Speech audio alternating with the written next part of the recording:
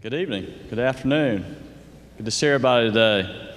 And welcome to the Birmingham Business Alliance 2018 Chairman's Meeting. I'm Lee Smith, and it has been my honor to serve you, the investors of the BBA, as the Chairman of the Board of Directors for the past year.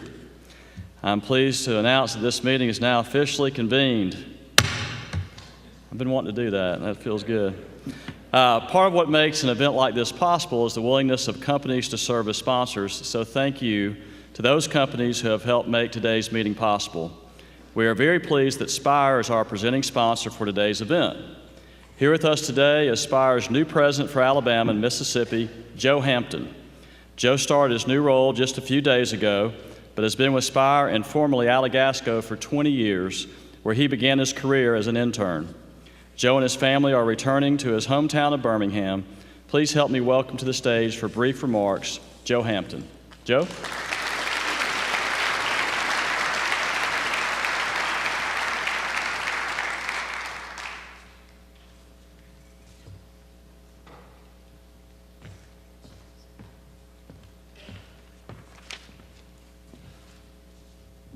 Good evening. Thank you, Lee. And it is an honor to be here with you and with all of you at today's Birmingham Business Alliance Chairman's Meeting. When I was thinking about what I'd say here today, my mind kept going back to how, at the end of the day, the BBA and Spire are really similar. Sure, the BBA is a top-notch economic development organization, and Spire, at its core, is a gas company. But what connects the two organizations, and likely everyone in this room today, is a deep, strong desire to contribute and to make the quality of life better for the people we serve. The BBA and Spire do that work together. That desire is the connection that keeps everybody in this room, no matter what your profession. We all just want to make a difference and to make the world a little bit better for the people around us.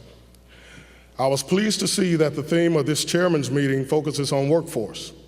After all, a community's workforce is its greatest asset. I appreciate the work the BBA does to advance economic development, but its work in workforce development is certainly not to be overlooked and undersold. The BBA works continually to attract talent to our region and to make our region one of the best places to be and a place for everyone to want to stay. It is the work that we do that doesn't go unnoticed. The BBA and Spire have a great partnership together for many years. We hope that this rich tradition of positively impacting the community together will continue for many years to come. I'm proud to be returning to Birmingham after 4 years away, and proud to see the region that I left and hold dear is continuing to progress and become a greater place for all of us. Thank you for the warm welcome, and thank you for welcoming me back to Birmingham. I'm definitely look forward to working with everyone here a little bit closer. Have a good evening.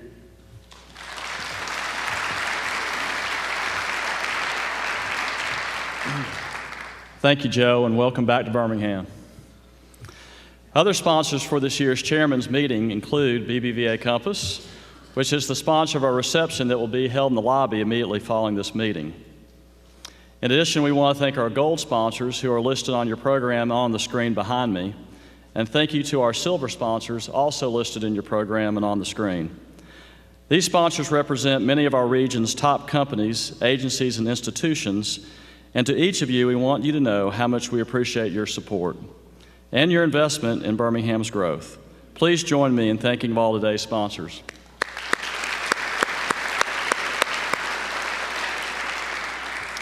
To begin our program, I'm honored to invite to the podium the Honorable Randall Woodfin, Mayor of the City of Birmingham. He will bring greetings on behalf of the city.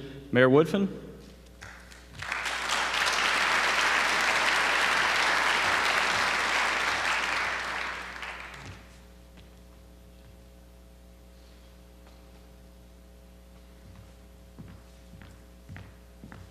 Hey, good afternoon, everyone.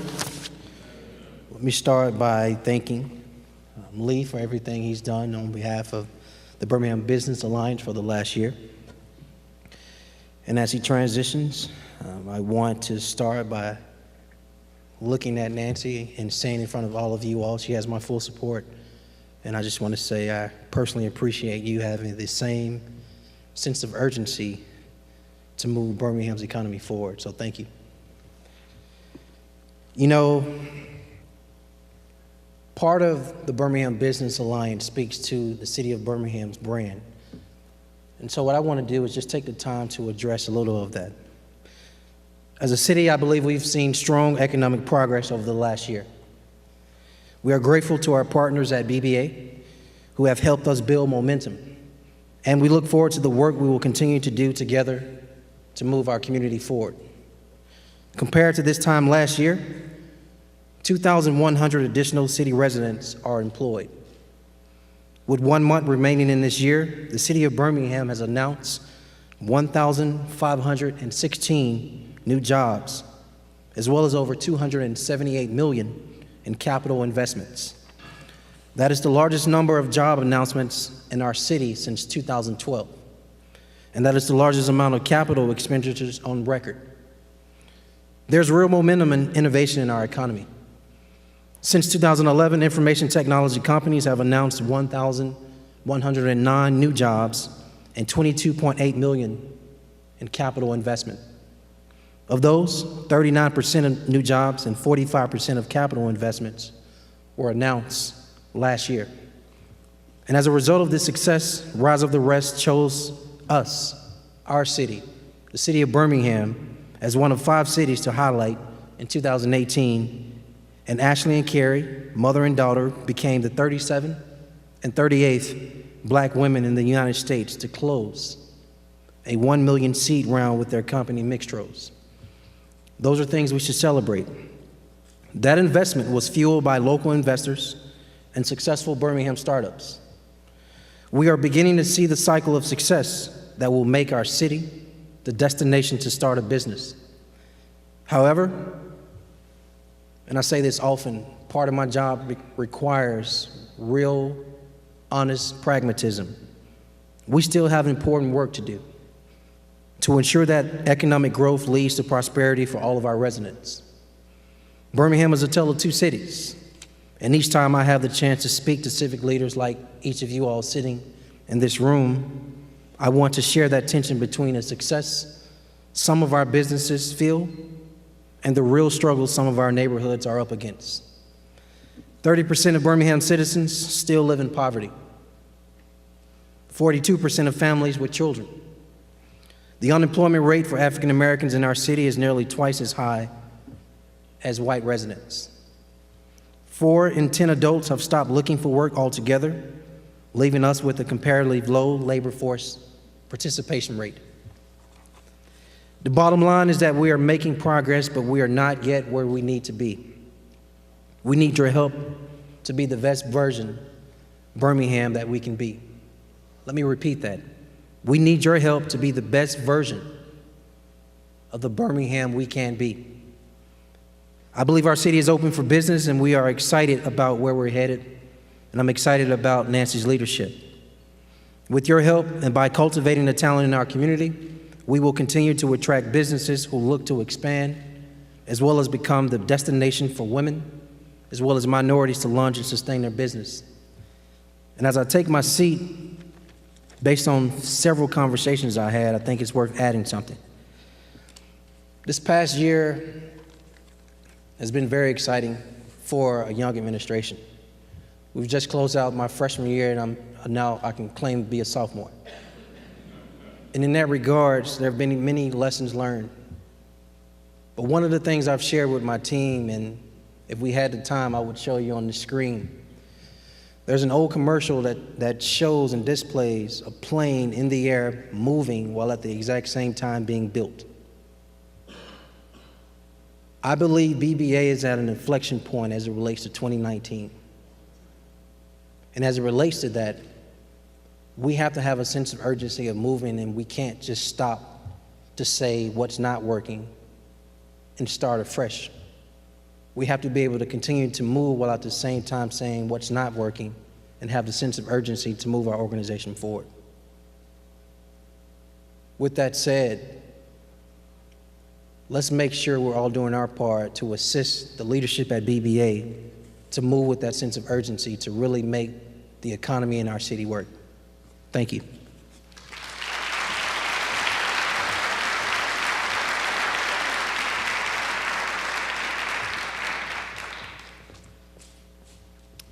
Thank you, Mayor. I'm also honored to invite to the podium the Jefferson County Commission President, Jimmy Stevens, to bring greetings on behalf of the Commission. Commissioner Stevens.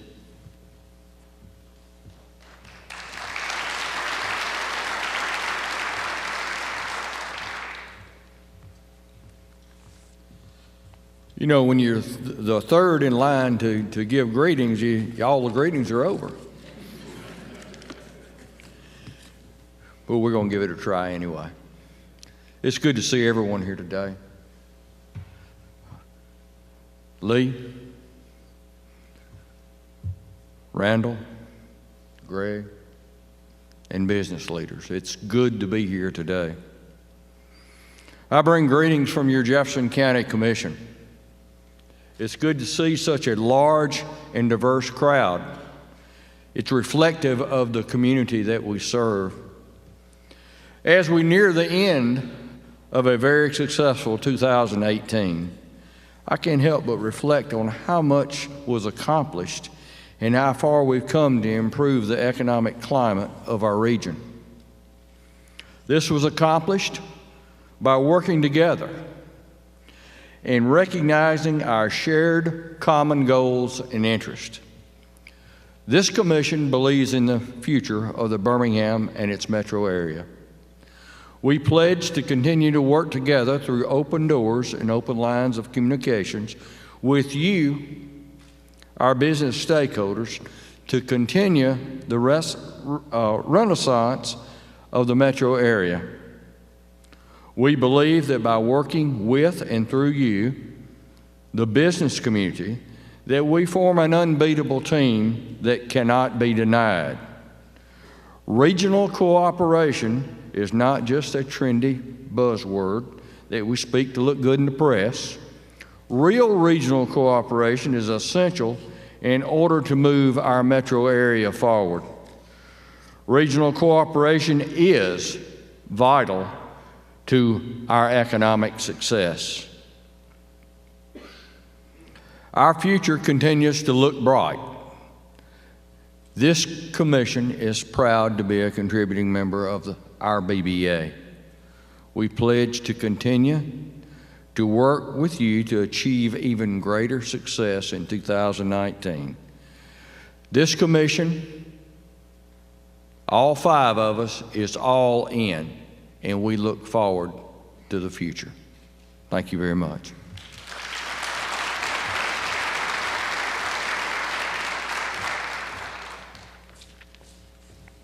Thank you, Commissioner Stevens. We're also honored to have with us today Alabama Department of Commerce Secretary Greg Canfield. Please help me welcome to the stage Secretary Canfield.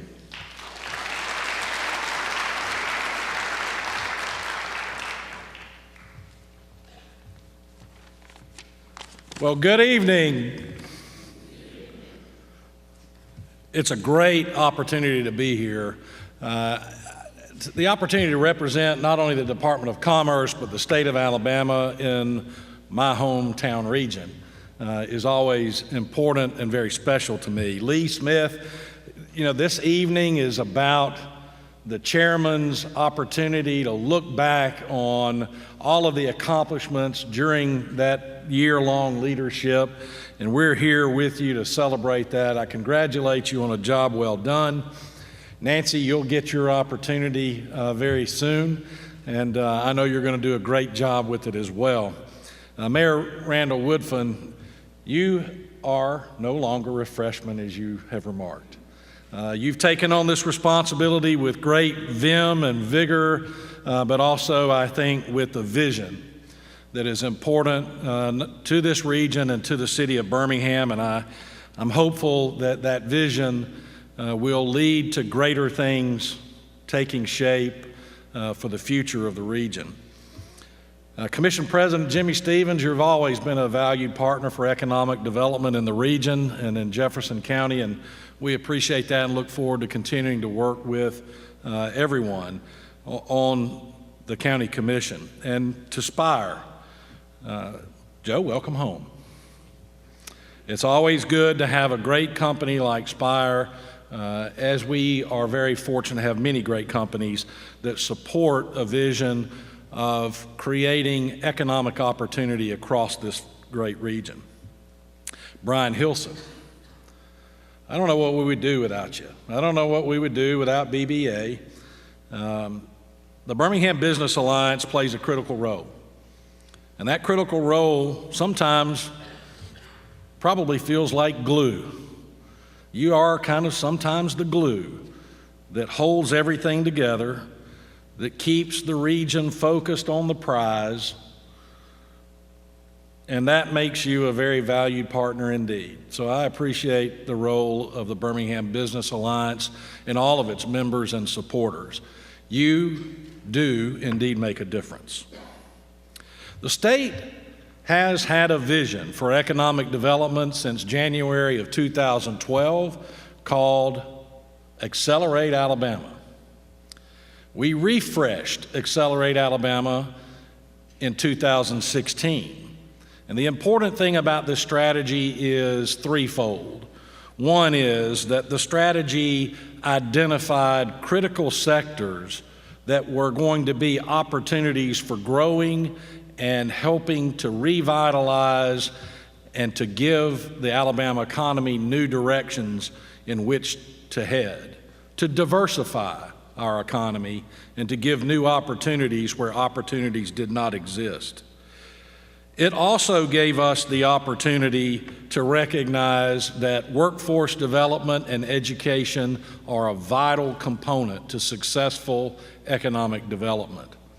And then perhaps equally, if not more importantly, it recognized regional assets and the value of looking at economic development regionally. The state cannot afford to be all things to all industries and all things to all sectors.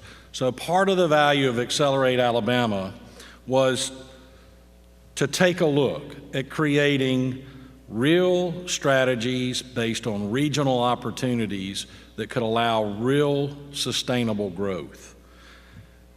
In taking on that strategic vision under Accelerate Alabama, it became quickly recognizable that the Birmingham region and the future growth and success in this region would come by way of capitalizing on UAB and UAB's exceptional qualities, particularly in healthcare and research, advancing on the already proven capabilities of Southern research, and strategically focusing on new tech growth, innovation, and the advancement of a nurturing ecosystem around startups and entrepreneurial activity. But with any good strategy, as you implement that strategy, you must have the ability to measure the success or failure of that strategy. You have to test its efficacy. So how successful has the Birmingham region been? As I look back at 2018, which is what this is, really, this is a look back at 2018, these are some of the memories that come to mind to me about the measurable successes of this region. In January, we'd had Pac Health, a startup at the Innovation Depot in 2014, announce a new Birmingham headquarters and an expansion of 175 jobs. In February, the National Association of Manufacturers picked Birmingham and Alabama for its State of Manufacturing Roadshow and highlighted Birmingham's very own All-Tech Industries as one of the manufacturing leaders in our nation. In March, healthcare giant Evonik and its Birmingham Global Competency Center expanded, adding 50 jobs. In May, as the mayor pointed out, Steve Case praised Birmingham during his Rise of the Rest road tour and highlighted our tech focus, innovation, and startup environment. In June, Amazon announced its $325 million fulfillment center and 1,500 jobs coming to Bessemer, Alabama. In July, Shipped, a homegrown Birmingham startup and now a sector heavyweight, announced it will stay in Birmingham and grow by another 881 jobs. DC Blocks brings in September news of its data center investment that would approach $785 million over 10 years. Frank and Parta Stitt's Highland Bar and Grill are recognized by winning the James Beard Award. I didn't have anything to do with that, nor did BBA, but we sure are proud of it, aren't we? In October, Mercedes-Benz broke ground on a 1 million square foot facility to manufacture electric vehicle batteries in nearby Bibb County. All in all, a pretty successful year. So let's tonight celebrate that success, and let's look forward to the future. And let's be thankful that we have great partners like BBA that produce the results worth celebrating and futures worth looking forward to. Thank you for the opportunity to be here, and good evening.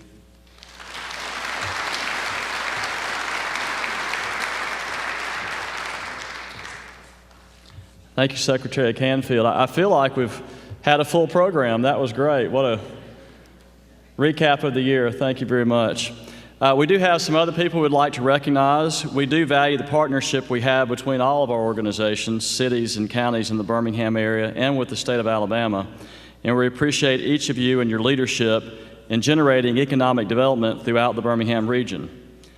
In addition, we are privileged to have with us today a number of special guests who represent just a few of the many partnerships we enjoy with civic, business, and governmental organizations in the region. I'm pleased that so many of our elected leaders are here with us today. We have a number of our county commissioners, mayors, city council members, state representatives, and senators who represent the region joining us as well. If you are an elected official, would you please stand and remain standing? And if the audience would, please hold your applause. We're going to have some other people stand up as well. But if you're an elected official, will you please go ahead and stand up at this time, be recognized? Please keep standing. We also count among our partners the economic development professionals and local chambers of commerce who are allies in bringing growth to the region. We have a number of our economic development partners with us today. Would the others of you who are involved in economic development and chambers of commerce please stand and be recognized as well? And while these are certainly not all of our strategic partners, we do have a special friendship with our elected leaders and our economic development allies. Now please join me in recognizing all of them. Thank you. Okay, next I'd like to bring to the stage Brian Hilson, President and CEO of the Birmingham Business Alliance, who will provide us with a year in review of the work of the BBA and highlights and accomplishments from around the region in 2018. Brian?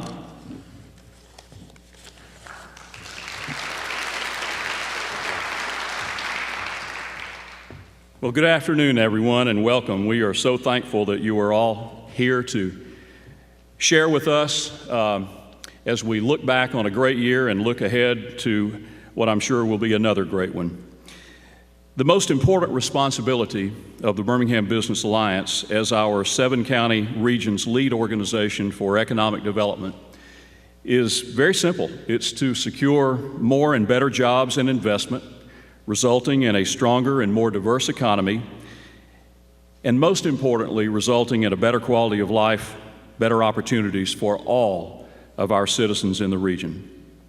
So it is our responsibility at the BBA to not only identify, compete for, and win business development opportunities, but to also identify and address the issues that will make our community more competitive. So far in 2018, and you've heard a little bit of this already. I almost stayed seated so that Greg and Mayor and Commissioner Stevens could keep talking about the great things. So far in 2018, we've seen 3,908 jobs announced for the Birmingham region by 24 new and expanding companies, and just those in our core business sectors. That's about 1,000 jobs more than we had announced at this time last year.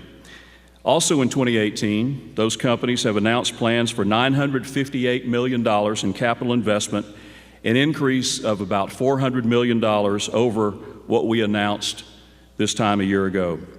Since 2011, Metro Birmingham has announced 23,423 new jobs by new and expanding companies that have also invested $5 billion in capital. In 2018, our largest announcements included companies like Mercedes-Benz in Bibb County, DC Blocks and Shipped in Birmingham and Jefferson County, McLeod Software in Hoover and Shelby County, Amazon in Bessemer and Jefferson County, Eisman in Pell City and St. Clair County, and Urazu in Jasper and Walker County. Those were all big projects for us. However, some of the most important developments, while smaller today in terms of headcount and investment, are nevertheless very important. The BBA has worked very hard with some special early-stage technology companies like Incisys and Expert Docs, to obtain investment capital to support their growth. Those companies will also be a big part of our future. Net employment in Birmingham has increased by 6,100 jobs over the past 12 months, while our workforce has increased by 13,125. Of course, most of the jobs that we've been talking about from these new and expanding companies haven't occurred yet because the buildings haven't finished construction, but we will in time see those as well. While we are on track to meet the job and investment goals that are part of our BBA current 5-year strategy, we all agree that a higher level of economic development accomplishment is attainable, and therefore the BBA is adjusting our strategy and our expectations, and we will be implementing those plans beginning early next year. We will also use our economic growth report and our annual economic growth summit next spring to discuss in more detail how Birmingham is changing and what we are doing to move our economy forward. The BBA continues to be active in the key strategies that drive our economy, like business recruitment, innovation and technology, business retention and expansion, workforce development, public policy advocacy, small and minority business development, international trade, image enhancement, and finally, but certainly not least, talent recruitment, which is the subject of today's keynote address. Without question, workforce issues, including availability of our workforce, the workforce's alignment with career opportunities, and third, the perception that Birmingham can deliver the workforce to attract and support employers will be the most important economic development issues we will face in years to come. The BBA places a lot of emphasis on teaming with other organizations, and some of you are here today, and I want to recognize you. We do that as a team in order for us as a community to be at our best. Our close working relationships with Greg and his team at the Alabama Department of Commerce, with the City of Birmingham and Jefferson County, and all of the elected leaders and economic development officials from all of the cities and counties throughout our 7-county metropolitan area, as well as key partners like Alabama Power, Spire, the Birmingham Water Works Board, the Economic Development Partnership of Alabama, Innovation Depot, UAB, Southern Research. The list goes on and on. I think everyone I just named is represented here today. They're all critical parts of the greater team, and we thank all of you for your many contributions. Each year, the BBA has the opportunity to nominate deserving local companies for various state and national awards. I'm speaking of awards like the Alabama Manufacturer of the Year and the Alabama Small Business of the Year. We think it's important that Birmingham regional companies be recognized, and our companies continue to do well in those competitions by receiving many of those awards, which in turn reflects well on the community. Award winners for 2018 included Alisaw, Eugene's Hot Chicken, many of these are small businesses, of course, Diamond Fortress Technologies, Douglas Manufacturing, Keat Consulting Services, Beehive Baking, Ignite Cycle, Birmingham Fastener and Supply, and MoveMo. We are also continuing to reshape our BBA team, and I'd like to recognize now the newest team member, if he's come back in, Brian Jennings. Brian comes to Birmingham and the BBA from Amarillo, Texas. He has over 15 years' experience in economic development and will be a great asset in moving our program forward. Brian's first day on the job, let me explain, was just yesterday, and he's been out in the field today with other economic development allies, talking with a company, Greg's team and others, about building a plant in Alabama. And I don't even know if, Brian, are you here right now? If you are, wave your hand, or maybe he hasn't come back in yet. But a great new member of our team, and I know you'll look forward to meeting him. In closing, I want to thank our BBA Executive Committee, many of whom are here today, our Board of Directors, and all BBA investors, all of you, for your leadership and continued support. But on behalf of our staff, I especially want to thank our 2018 Chairman, Lee Smith, for his tremendous leadership throughout the year. Thank you, Lee. And Natalie, thank you for loaning him to us for the past year. We also want to thank Nancy Gerticke for her commitment to serve as our 2019 chair. And Nancy, we look forward to a great year with you. And Glenn, thank you for loaning Nancy to us for the coming year. You know, chairing an organization like the BBA requires significant time and commitment. I think you all know that. And we are very fortunate to have always had the best of the best among Birmingham's top executives to lead our organization. I know Dr. Watts is here. There he is, Dr. Watts. And by the way, congratulations to you and UAB on a fantastic last 2 weeks.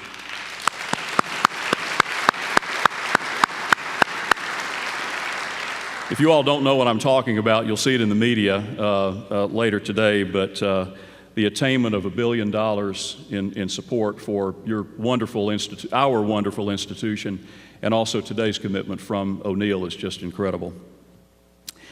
Okay, so let me wind up. And here's a short video that shows some of the companies, the places, the people, the recognitions that have helped make 2018 a great year of progress for our community. Don't blink, you might see yourself in there.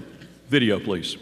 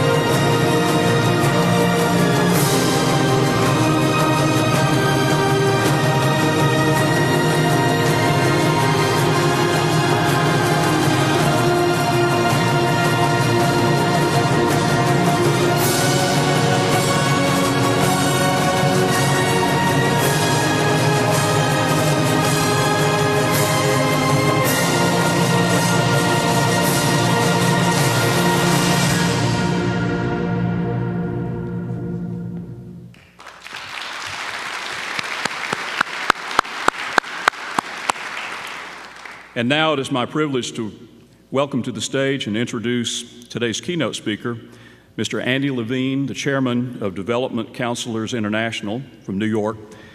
Since the early 1960s, DCI, which is based in New York City and also has offices in Denver, Los Angeles, and Toronto, has worked with leading U.S. cities and states and international places to help them promote themselves for economic development purposes. Andy's been with DCI since 1991. His father was a co-founder of the company dating back to 1960. And he has a deep knowledge of what winning economic development strategies consist of. He is a sought-after speaker through the International Economic Development Council and numerous other key organizations. DCI has been working with us at the BBA in our national media promotion strategy, and now we are excited to be working with Andy and his great team in a new talent recruitment initiative for Birmingham. Please welcome Andy Levine. Andy?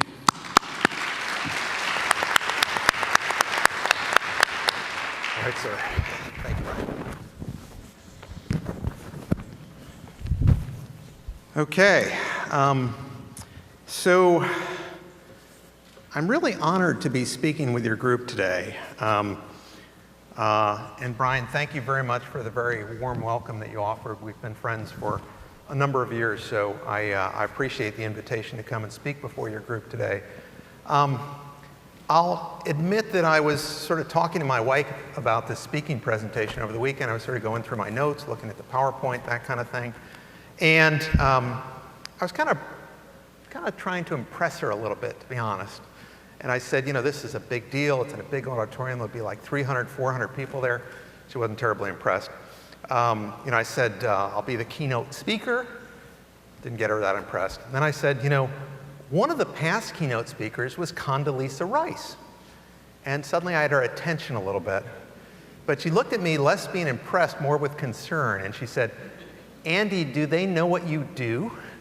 And I said, yes. She said, and they still invited you to speak before them? And I said yes, and so I'm here, obviously. But while I don't have the resume or the track record or the record of accomplishments of a Condoleezza Rice, what I do have is a great topic to talk to you about today, which is winning the talent wars. So I'm going to guess that most of you in this audience are involved in making hiring decisions. And what you observed over the past 10 years is it's gotten much, much more difficult. The job market, the labor market is much tighter. So what I want to share with you today are kind of two things. First of all, I want to share some research that we've done. In particular, we've surveyed about 1,000 millennials, and we've asked them about how they go about choosing a job, but also how they go about choosing a location and where they want to live. So I'll share some of that. What I also want to share with you are 5 emerging best practices that we're starting to see around the country and share some success stories that come from some of those different communities from around the country. So I think it's a very timely, important discussion to have. Brian gave a nice introduction in terms of DCI, just by way of quick background. My dad did indeed start DCI back in 1960. Just to correct Brian, he was the founder. He was not a co-founder. By himself, but anyway, he did have a partner who came in a couple of years later that I think, Brian, you're referring to. But he started in 1960, and so for the past 58 years, we've done one thing. We've marketed places, and we've worked for cities, states, regions, and countries. And we've worked for about 500 of them. In the state of Alabama, we've worked for the state. We've worked for Mobile. We've worked for Montgomery. We've worked for Huntsville. But most importantly here, most relevant today, is our work with the BBA. And also, as Brian shared, our work has been focused on national media relations, telling favorable business stories about Birmingham through outlets like the Wall Street Journal, the New York Times, CNN, as well as telling favorable quality of life stories about the Birmingham area. So that's a little about where we're at in this. I want to switch gears back, and I want to go to this national problem. So the national talent crisis that America is experiencing today. So if you look at the unemployment rate in America today, it's 3.7%. That is the lowest it's been since 1969. when I was 8 years old. That's a long time ago. Now, as we bring it in terms of Birmingham, in terms of the Birmingham-Hoover MSA, the unemployment rate here today is 3.5%. If I take you back just 9 years to January of 2009, the start of the recession, the unemployment rate was 14.4%. So in 9 years, it's gone from 14.4% down to 3.5%. That's a very, very dramatic change. So what communities around the country are having to do now, they're really having to do two things. The first, the mayor already talked about, and that's fine-tuning their workforce development programs and trying to offer truly inclusive economic development. So it helps everybody, it raises up everybody in that regard. And that's focused on looking at the talent that we already have in Birmingham and how do we train them and give people the skills that they need to succeed in tomorrow's economy. That's number one. And communities have been doing that for a long time, and they can do it better, much better. But what is new here is this area of talent attraction. You know, the BBA for years has been focused on attracting companies. How do we expand existing companies? How do we retain companies? How do we bring in new companies? And you just saw from the video, the BBA has been very successful in that. If I were speaking at your CVB's annual conference, the focus has been on attracting tourists and bringing visitors to the Birmingham region.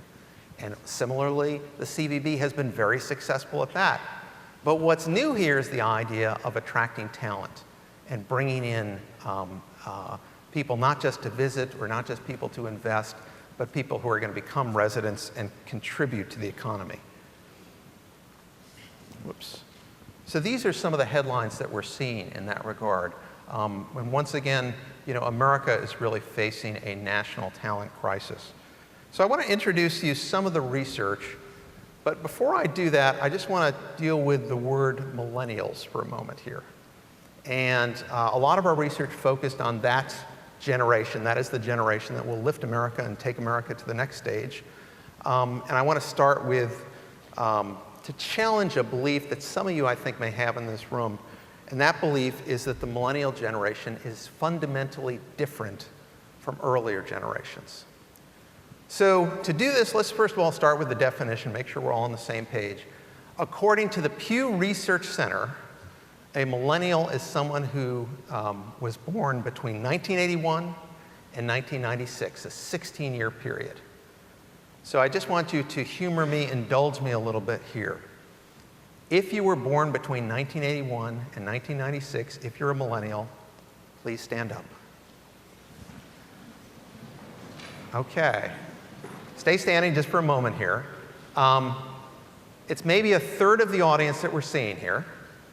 As you look at the audience that is standing, you look at the audience that is sitting, I don't see a fundamental difference between the two. They might be a little better fit, a little bit younger, obviously, but I don't see them as fundamentally different in this regard. Okay, you've indulged me, you can sit down.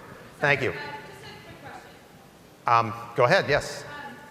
Sorry, it seems to me if we're going to talk about millennials, shouldn't you have a millennial up there presenting? Well, I'm not a millennial. I know you probably find that all very surprising. But what do you suggest? Do you want me to come up there and help you? Or? That would be great. Why don't you come on up? You know, she's already mic'd. I don't know how this happened, but anyway. So it's my pleasure to introduce to you my colleague, Patience Fairbrother. So Patience is indeed a millennial. You are 26 years old. I am, that's correct. I am a baby boomer, but a young baby boomer at the age of 57. And so I'm going to turn it over to you in just a moment, but I do want to share with you my favorite generational quote, and I'll just walk you through this quickly. Today's generation loves luxury. They have bad manners, contempt for authority. They show disrespect for elders. Does anyone know who wrote that? Socrates. 470 BC, 2,500 years ago. Yeah. So with that, I'm going to turn it over to you to get started here. So it's clear from this quote that a disdain for the younger generation is nothing new. It's actually been going on for centuries. But there is a perception that millennials make decisions differently than other people. But the fact is, millennials aren't some mold-breaking generation. We're just people. And the same could be said for any generation, as you'll see up here. And in our research, which we're going to walk you through in a minute, we found little to no difference in how millennials responded than any other generation. So it's just something to keep in mind, because we know that communities like Birmingham aren't just looking for millennials. You need mid-level managers, and you need to attract and retain talent across all age ranges. But there's one thing that we can't ignore, and that's, as reported earlier this year by Pew Research, millennials have eclipsed the baby boomers as the single largest generation in the US labor force. And right behind them is Gen Z. That's about age 22 all the way down to age 6. You're not going to find a lot of 6-year-olds in the current labor pool, but they are slated to overtake even millennials as the largest generation. So for that reason, our research has really focused on these primary generations, so keep that in mind. So what did we find in our research? There were 3 main surprises that we're going to walk you through. We surveyed, by the way, about 1,000 millennials in this research. Yes, so go exactly. ahead. Millennials and Gen Z were the focus, and it was about 1,000 of them that we surveyed. So our 3 main surprises are as follows. First, people look for job opportunities over the location of the job opportunity. Second, economic factors are the top concerns when talent is considering a relocation. And third, despite the rise of the internet, firsthand experience is still king when it comes to forming and shifting perceptions about a location. So we're going to walk through each one of these. I'll take you through the first one. So when we asked this audience, what are the top factors behind a job decision, we were expecting to hear that the location would come out on top. But in fact, factors related to the job itself, the salary, opportunity for work-life balance, company benefits, all ranked ahead of the location itself. So this is actually good news for communities like Birmingham that have good available jobs, because it means you actually have a good chance of attracting somebody to come and live and work here if there are good jobs for them. In fact, about 57%, of our survey audience, 35 and under, said they were somewhat or extremely likely to relocate for a job in the next 5 years. So that's, it's very promising, actually. So as we move to number 2, if you're going to let me talk again for a little bit. I guess you can talk. Okay. We asked also the question, when you are considering a relocation opportunity, what are the top factors that you look at? And in understanding this, I think there is one fundamental thing that is different about millennials, and particularly people who've recently graduated college. They're graduating with a diploma. They're also graduating with an average of about $37,000 in debt. So that is a fundamental shift. It's much, much higher. And what it leads you to, my God, that's up high. Okay. It leads you to look at cost factors as the number one thing. So number 1 is the cost of living in a community in a relocation decision. Number 2 is housing costs. If you look at number 5 here, a job opportunity for a spouse or partner. Those are things that come up very high. Some of the things we expected to come up quite a bit higher, like recreational opportunities, things like arts and cultural amenities. It's not saying they're unimportant, but it's saying that for this audience, they're less important in a relocation decision. So basically, economics are going to be, once again, a location is not unimportant, but economics are paramount in terms of importance. So our third surprise was when we asked millennials and Gen Z what would be the most helpful tools in a relocation decision for you. And we were really expecting them to lean heavily on digital resources, the way that marketing is moving. But in fact, what we found is that 80% of them cited the ability to visit the location as the number 1 factor behind their location decision. So what that tells us is that if talent needs to see the place firsthand, today's visitors are really tomorrow's talent, if we can market to them properly and if we can get the message about available jobs in front of them. The next thing we did is we asked them for their top sources when they're looking for a new job. And again, we were looking to see the digital ones coming up on top, but in fact, good old-fashioned friends and family came up number 1, and this is sources behind finding a new job. So talent wants to see a place firsthand, and they want to hear about a job from a trusted source like friends and family. So from this as our next step, what we wanted to identify and share with you all are 5 emerging, what we're calling best practices. We've already shared that there's not a lot of track record among people doing talent attraction on a community basis. So, but as we look around and sort of look around the country, 5 emerging best practices sort of emerged for us, and we're going to share with you some case studies or some points that go with each of these. I'll start it off, we'll trade on and off. Here are our 5 best practices that we want to share, or 5 ways to attract talent. So number 1, market the money. We've already shared with you that economic factors drive a lot of decisions for millennials as well as Gen Z, and that's the lens that they look at things through. So as we look at a best practice, you see a website here from Choose Atlanta or Choose ATL. I'm actually going to take you to a different one. This is a website called Say Yes to Dallas. If you get a chance to look at this, it's very, very well done. It actually features a lot of input and some videos from Mark Cuban of Shark Tank, who's a big Dallas supporter. But what I'm pointing out here is what they created is a Say Yes to Dallas cost calculator. So it allows you to plug in your community. I plugged in where I live in Monmouth County, New Jersey, and if I'm making $75,000 there, that I can basically live the same quality of life in Dallas-Fort Worth, Texas, and save about $11,500 a year. So it's a dramatic difference. Maybe hard to see from the back there, but the big one is the second box in. Housing costs are 29% lower. And we saw on our earlier chart that housing costs were the number 2 most important factor in considering a relocation. So that's number 1, market the money. So strategy number 2, we know that talent is looking first for the location and first for the job and second for the location. So how employers are talking about the location is incredibly important, whether that's on their website or in person during an interview with a prospective employee. So what we're seeing smart communities do is really engage with their employers. HR reps are out there trying to sell jobs on a daily basis, and part of that is marketing the location if they're trying to get somebody to move from elsewhere. So we've seen communities putting together these HR toolkits, which are essentially all the marketing materials HR reps need to help sell the location. Their job is to sell the job and the company itself, and communities are trying to help them sell what's it like to live here and what's the cost of living and housing situation like. So here's an example from Cleveland County, North Carolina.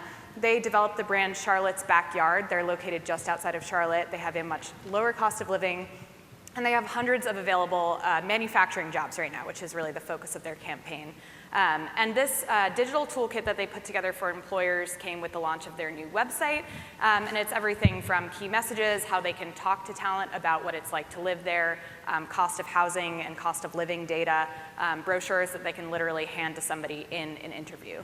Another thing we're seeing them doing is working directly with employers to spotlight the jobs that they're having the most difficult time filling. So when talent arrives at this website, one of the first things they'll see are these featured jobs, which are really just helping the HR reps out there trying to recruit for these jobs to fill them. All right, so number 3, partner with tourism. Patience and I met with a group of your HR professionals from within the region this morning, and I think this recommendation or best practice was among the ones that they were most surprised by. So today's tourists are essentially tomorrow's potential talents. One of the things that you see in this little chart on the right here is one of the most helpful tools people have when considering a relocation move is the opportunity to visit. So if people visit and see Birmingham firsthand, they're much more likely to actually make the relocation move to be here. So in terms of a best practice, I want to highlight for you the state of Vermont and something that they have done called a stay-to-stay program. So Vermont is an interesting state. They're a current client of ours. They have a 2.7% unemployment rate. They have an aging population that is static. It's not growing, unlike the Birmingham region in the state of Alabama. And what they do have is they get 13 million visitors every single year. People who come to ski, people who come to hike, people who come to fish and enjoy the outdoors and that kind of thing. So what they put together was a program called Stay to Stay. What they do every other month is they have a special program for visitors to come and spend 3 days in Vermont and check it out, those who are considering relocating to Vermont. And what they get is they get to meet with companies, prospective employers. They get to do a tour of the community, a walking tour of the community. They're in 4 different communities across Vermont. They get to meet with realtors. Essentially, they get to get a sense for what it's like to live in Vermont. And this has been enormously successful. Some of the media coverage to share, and I do like the Washington Post headline, Vermont's creative approach to its labor shortage, hire the tourists. It really has been a remarkable and very successful program. And even for those tourists that come and participate in a stay-to-stay program but don't actually relocate, it still generates revenue for the state. So it's been a really good practice and good to see. For Birmingham, you have an extraordinary tourism product here. And I just think something along these lines, something to partnering with your tourism comrades at the CVB is a great opportunity here. So I'm going to talk you through strategy number 4. And this has to do with the fact that if you can't see a location firsthand, the next best thing is hearing about it from friends and family. And many of us are connected with our friends and family these days on social media. So the Charleston region is the example I'm going to share with you now that did a really good job of capitalizing on the power of locals. So they recruited a bunch of people who work in their tech industry, which they're trying to recruit. I think they're trying to fill 25,000 jobs over the next 5 years in the tech industry. So they recruited people who work in the tech industry, live in Charleston, and love it, to basically agree to share good news about Charleston on their social media. Pretty easy. So they recruited this army of digital ambassadors, we call them. And here's the program in action here. Charleston was ranked a best place for careers by Wallet Hub. An email went out to the ambassadors with news about the ranking and a ready-made social post. So our example here, Patrick Alessi was able to share this with his network, and he actually relocated from the Northeast to Charleston, so all of his friends in Boston are seeing this post. And that's all without the costs associated with digital advertising, paid social media marketing, and it has the added benefit of coming from a credible third party rather than a marketing initiative. This particular example focuses on Twitter and includes a tweet, but it also works with LinkedIn. It also works with Facebook. It's been a very powerful and pretty low cost and efficient program as well. Number 5, customer service counts. So we did something really interesting. We called it To Catch a Coder. And it was an exercise in which we created a fictitious coder, essentially someone who is a software engineer. We said she was from New York City. Her name was Liz Smith. And we had her send an email to 30 different communities around the Southeast that had talent attraction websites that basically said, we're interested in attracting people to our community. And within it, she asked some very simple questions. She asked for a list of employers that might hire her. She asked for things about housing costs. She said she's an avid cyclist, and she asked about some of the recreational opportunities. And we sent it off, and she asked for people to respond back to her. So here are the findings. Basically, of 30 communities that we sent this off to, only 8 ever responded. 22 never even acknowledged her email. Of those 8 that responded, only 4 of them actually provided useful information that related to what she asked. And finally, the last one, even though we included a phone number, even though we included her resume, no one followed up with a phone call. No one took that opportunity.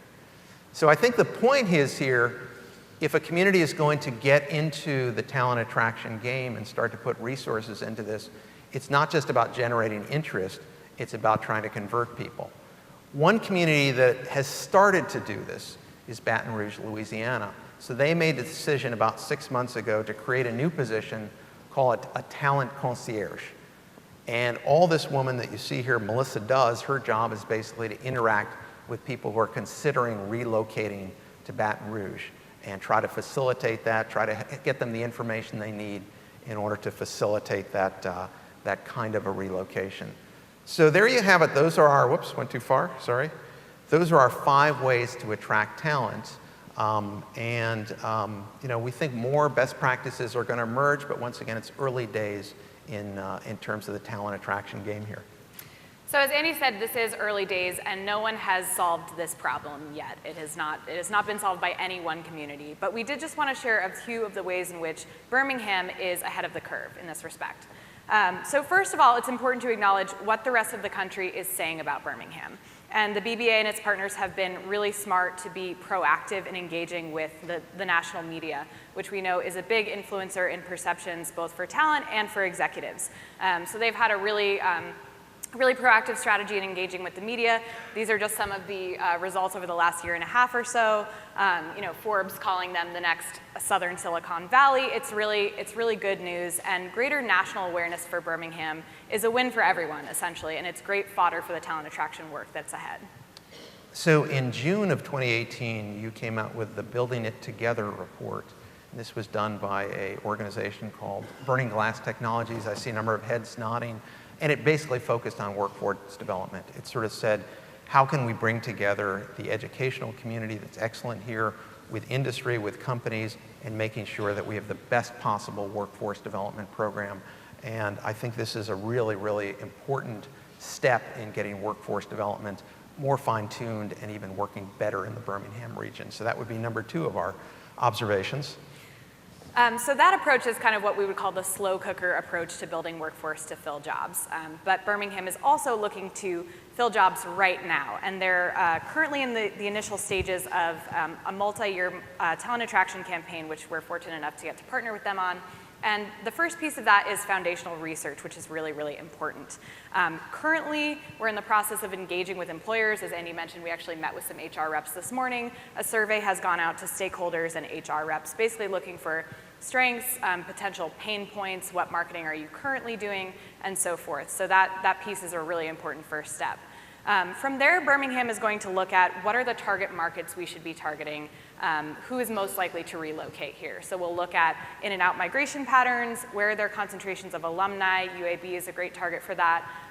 Where is Birmingham competitive from a cost of living perspective? And the answer is just about everywhere, which is great.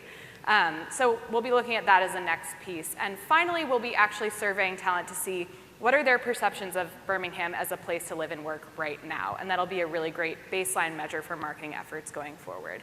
And ultimately, this will result in a brand to attract talent to the region, as well as a multi-channel kind of marketing strategy to begin to bring talent here and bring greater awareness of Birmingham as a place to live and work. So we conclude by just saying thank you. We appreciate the opportunity to address this important group today. And we would love to interact with as many millennials, Gen X, Gen Y, Gen Z, whatever gen you're part of, during the reception later on. Thank you very much for your time, and thank you, Brian, for inviting us. Thank you.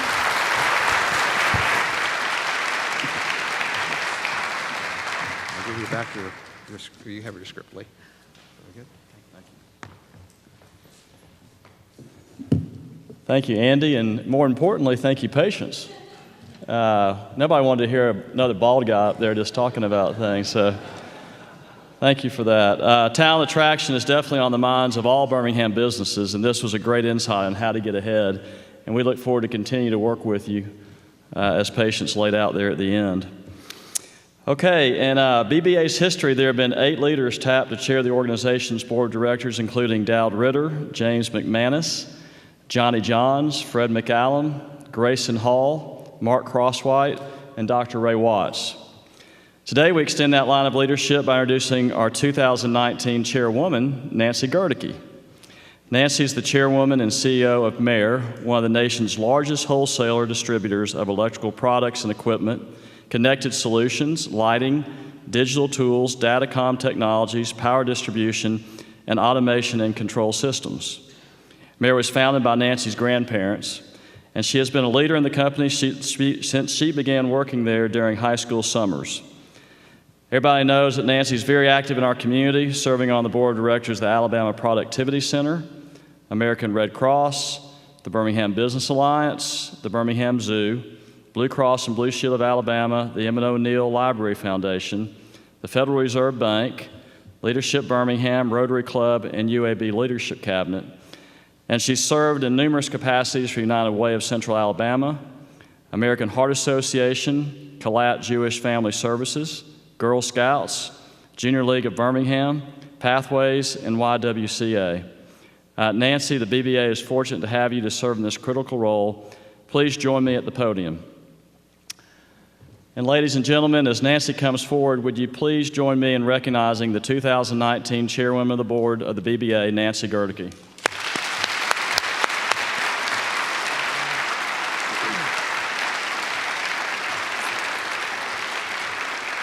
Nancy, I know that 2019 will be another successful year for the BBA and for you and our investors.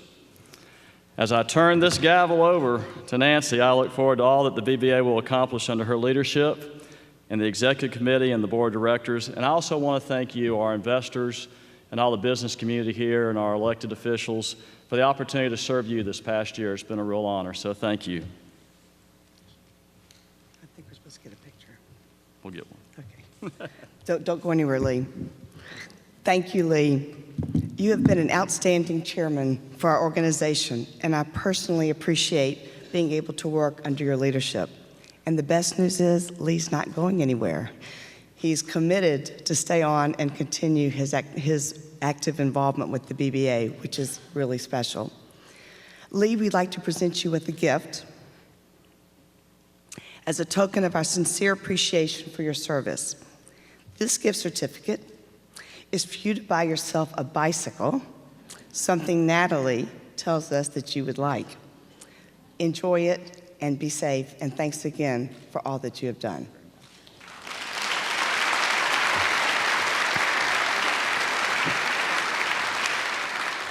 It is my pleasure to introduce the new officers of the Birmingham Business Alliance Board of Directors.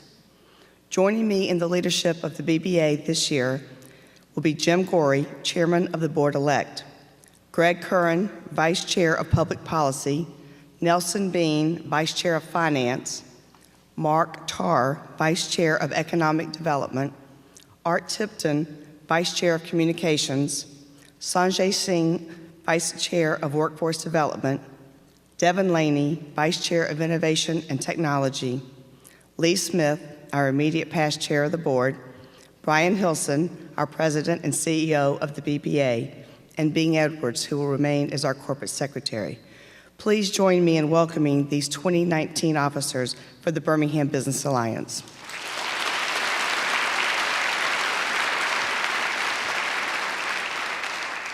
I know that my comments are between all of you and the reception, so I will keep them short. First of all, I am so honored to have been asked to serve. I'm also very excited about the upcoming year and beyond for the BBA. A great deal of work has already been done and will continue to be done to make the Birmingham Business Alliance your Birmingham Business Alliance, whoever you are and wherever you are in our 7-county area. I have had the privilege of working with Lee Smith over the past year, as well as Jim Gorey, our incoming 2020 chair. We recently had a very robust and engaging strategic planning session as we set the stage for our 10th year of existence as an organization. I am most pleased with the engagement of the committee that met. As we look to 2019, we're going to continue to what has worked, and we're going to work on what has not.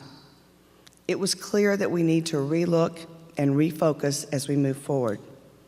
Although, as we all know, change will not happen overnight. The past 5 years has been transformational for Birmingham. The expansion of existing companies, for example, Mercedes-Benz, UAB, our downtown, innovation and entrepreneurship, culture, food, arts. Now we have a platform to dream of bigger things. So Jim and I and our team are going to be focused on how we can widen the base for the BBA while continuing to go deep in certain areas like talent and workforce development, growing our local companies, recruiting out-of-state employers. In addition, there will be a renewed focus on working closely with our government and elected officials. I will share with you one change that we are making and we're very excited about, and that is that our 4 quarterly Board of Directors meetings that have traditionally been held after our Executive Committee meetings in the mornings will now take place in the afternoons between 4:30 and 6 at various locations in our city. We have so many new and old businesses and venues that we will be able to highlight and enjoy. These meetings will be informative and engaging. We want and need to hear from you. I personally want to hear from you, your needs, your wants, your input. I am looking forward to working with the staff, the Executive Committee, the Board of Directors, the city, all size businesses and zip codes as we look forward to a very productive and meaningful year. Before I close, I want to make sure that I thank my family that is sitting over here today with me and my mayor family. I couldn't do what I do without the support of both of those groups. My family and my mayor family allows me to do what I have done and continue to do in this city, and for that I'm very appreciative. Now we'll continue our BBA's 2018 Chairman's Meeting with a reception in the lobby, and we hope all of you will join us. Our thanks to each of the companies that sponsored today's event, and especially to Spire, our presenting sponsor. We thank you again for being here today, and this meeting is adjourned.